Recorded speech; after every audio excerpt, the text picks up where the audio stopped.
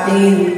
Okay? Sa mga pagpapala niya sa Horizon Link, kung kaya tayo ay may trabaho pa. So, isa-isip natin, no, habang tayo nagpa-party, na ito'y pasasalamat natin sa ating Diyos.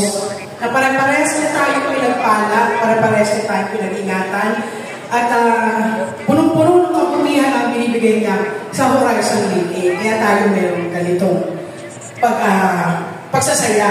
Okay? So, ngayon, talagang bukod doon ay talagang magsaya tayo kasi once a year lang natin yung ginagawa. So, ito yung reunion natin, yung mga pamilya. So, dapat yung mga kapamilya natin ay huwag na mahiya, no? Party natin ito, party ng lahat. So, mag-join tayo, be acquainted, no? Kilala natin yung iba. So,